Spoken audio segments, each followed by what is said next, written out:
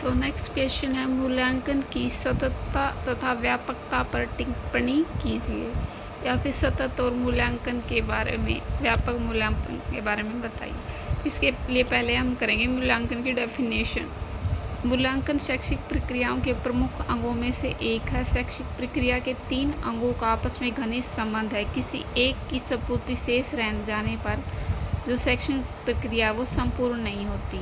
मूल्यांकन अर्थात जो कुछ उद्देश्य और प्रयोजनों के अनुरूप सिखाया जाता है, बालकों ने उसे किस सीमा तक ग्रहण किया, यानी शिक्षक द्वारा जो कुछ सिखाया गया है बालक उसे किस सीमा तक ग्रहण करते हैं, उसका मूल्यांकन करना, उसको आंकना ही मूल्यांकन है। कॉन्सेप्ट ऑफ इवैल्यूएशन क्या है? आधुनिक युग में शिक्षा के क्षेत्र में परीक्षा और जांच के स्थान पर एक नवीन पारिभाषिक शब्द मूल्यांकन का प्रयोग किया जाना, यानी कि आधुनिक युग में जो शिक्षा की जांच है उसके लिए एक नया शब्द है जो कि मूल्यांकन है, उसका प्रयोग करते हैं। मूल्यांकन का उद्देश्य होता है विद्यार्थी का सर्वांगीण विकास करना। मूल्यांकन द्वारा शिक्षा के विस्तृत उद्देश्यों की प्राप्ति, शिक्षा के उद्देश्य की प्राप्ति और संपूर्ण व्यक्तित्व के निर्माण की जांच का लक्ष्य बनाया जाता है। इस तरह मूल्यांकन प्रचलित परीक्षाओं की तुलना में अधिक व्यापक और उद्देश्यपूर्ण है। मूल्यांकन की प्रक्रिया एक सतत प्रयास है। ये अधिक व्यापक है, एक सतत प्रयास है जिसके द्वारा अध्यापक और विद्यार्थी दोनों परिश्रम तथा लाभ की मात्रा में का मूल्य आंकते रहते हैं। अब किसी एक राइटर की मूल्यांकन की डेफिनेशन हम राइट करें। यहाँ पर ये पैराग्राफ बहुत ही ईजी है, हम इसको भी राइट कर सकते हैं ताकि क्वेश्चन थोड़ा सा लेंथी हो जाए। जिस तरह एक चिकित्सक अपनी औषधि का मूल्यांकन रोगी के रोग के घटने बढ़ने से करता है, उसी प्रकार शिक्षक जो है अपने अध्यापन का मूल्यांकन बालक में होने वाले अपेक्षित व्यवहारगत परिवर्तनों के माध्यम से करता है। बालक का सर्वांगीण विकास ही उसमें संभव है जब सीखे हुए ज्ञान को व्यवहार में लाना, यानी सीखे हुए ज्ञान से जो भी विद्यार्थी में परिवर्तन आते हैं वही उसी समय बच्चे का सर्वांगीण विकास हो सकता है। मूल्यांकन में बालकों के भावात्मक, ज्ञानात्मक, मनोक्रियात्मक तीनों पक्षों को देखा जाता है। अब डेफिनेशन ऑफ इवैल्यूएशन क्या है? कोठारी आयोग की जो डेफिनेशन है वो क्या? मूल्यांकन एक सतत प्रक्रिया है, यह संपूर्ण है, संपूर्ण शिक्षा का एक अटूट अंग है, शैक्षिक उद्देश्यों से इसका निकटतम संबंध है, यह अध्यापक की शिक्षण पद्धतियों को तथा विद्यार्थी की अध्ययन संबंधी आदतों को प्रभावित करता है। इससे न केवल शैक्षिक उपलब्धियों को जाता वरन उनमें सुधार भी किया जाता। यानी मूल्यांकन एक सतत प्रक्रिया है, शैक्षिक संपूर्ण शिक्षा का अटूट अंग है, इससे विद्यार्थियों के आदतों में परिवर्तन किया जाता है।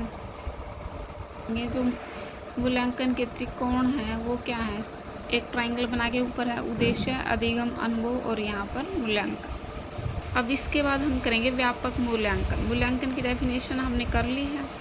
उसके बाद व्यापक मूल्यांकन क्या है? मूल्यांकन की व्यापकता की व्याख्या में हम निम्नलिखित बातों द्वारा कर सकते हैं, यानी कि व्याख्या में क्या क्या होना चाहिए। उद्देश्य एवं प्रयोजन के रूप में व्यापकता। से फर्स्ट पॉइंट आपको याद रख लेना है कि उद्देश्य एवं प्रयोजन के रूप में व्यापकता कैसे है।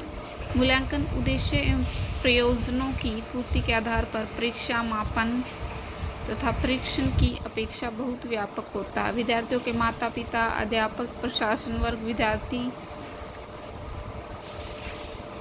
पाठ्यक्रम तथा प्रश्न पत्र के निर्माता इत्यादि के मूल्यांकन के परिणाम की आवश्यकता होती है। इस प्रकार मूल्यांकन के परिणाम शिक्षण अधिगम से जुड़े सभी व्यक्तियों का मार्गदर्शन करते हैं। इस तरह मूल्यांकन के द्वारा शिक्षण अधिगम प्रणाली के शुरुआती चरण के उद्देश्य निर्धारण से लेकर आयोजन तथा प्रबंध तक उचित पृष्ठपोषण मिलने का उद्देश्य प्रमाणित होता। इस प्रकार मूल्यांकन शैक्षिक व्यवस्था की प्रक्रिया, आधार तथा प्रदातत्व का उचित पृष्ठपोषण देते हैं, जिससे मूल्यांकन परिणाम उन्हें वांछित रूप प्रदान करने में व्यापक भूमिका निभाते हैं। सो व्यापक मूल्यांकन में पहले क्या? उद्देश्य एवं प्रयोजनों के रूप में व्यापकता। सेकंड है साधनों एवं तकनीक की दृष्टि से मूल्यांकन में व्यापकता। सो इसके अंदर हमें क्या लिखना? परीक्षण मापन परीक्षा के मूल्यांकन हेतु जो साधन और तकनीक अपनाई जाती हैं वे विस्तृत और व्यापक होती हैं। मूल्यांकन की जांच प्रक्रिया में किसी वस्तु की परिमाणात्मक व्याख्या के अतिरिक्त गुणात्मक व्याख्या जैसे कि साक्षात्कार, अवलोकन, रेटिंग, स्केल आदि का भी उपयोग किया जाता है। इस प्रकार तकनीकों एवं साधनों की दृष्टि से मूल्यांकन परीक्षा मापन परीक्षण आदि की अपेक्षा अधिक व्यापक और विस्तृत कहा जाता है। फर्स्ट था उद्देश्य और प्रयोजनों के रूप में, सेकंड है साधनों तकनीकों के रूप में, थर्ड है परिणामों के संदर्भ में मूल्यांकन की व्यापक।